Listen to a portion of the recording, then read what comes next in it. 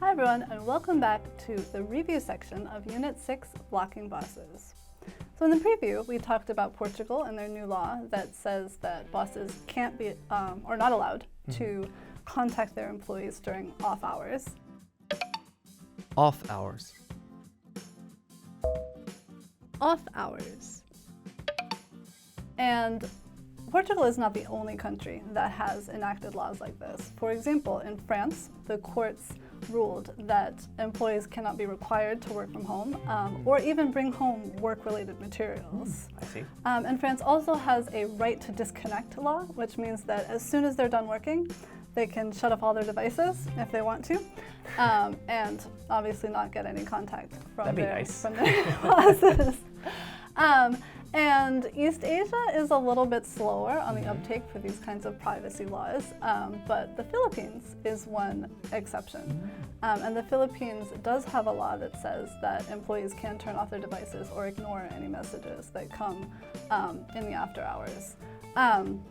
Portugal they debated when they were creating these new laws, they debated a right to disconnect law, but they ultimately decided that that was not exactly the way to go, and they came to the final conclusion of just not having to respond or not being able to contact your employees after work.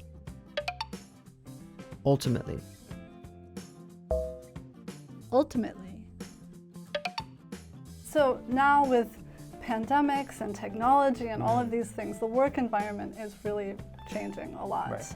And so it will be interesting to see in the future what kinds of norms and rules are created by the government. Norm. Norm.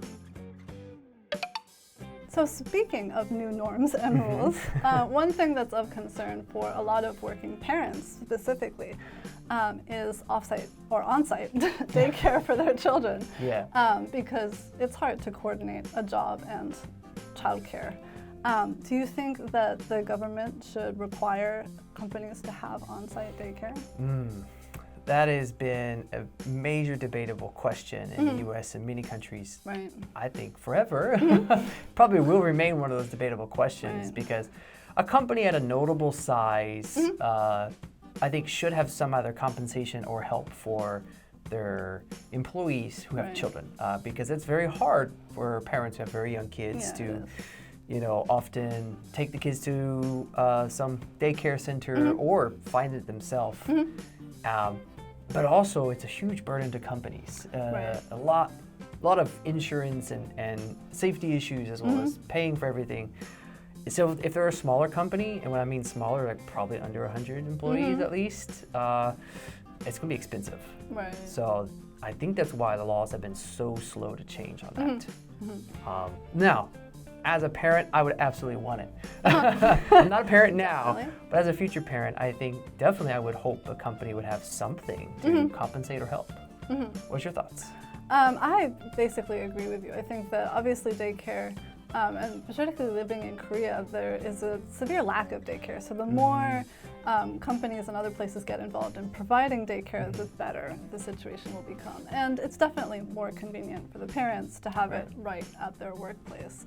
But like you said, if the company is less than 100 employees or don't have the space, for example, if they're in a tall office building with a bunch of other companies, they've got a couple of offices or maybe a floor, but it's hard to provide a daycare space in that area.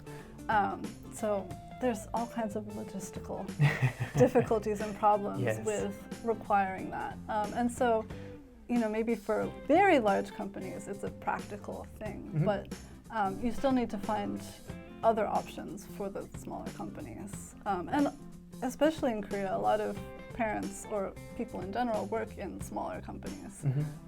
So how many people it will affect if they make a law like that is a question, is a debate. So it's a really difficult thing. Right. Very good points. Okay, and that is all for Unit 6, Blocking Bosses. We'll see you in the next video.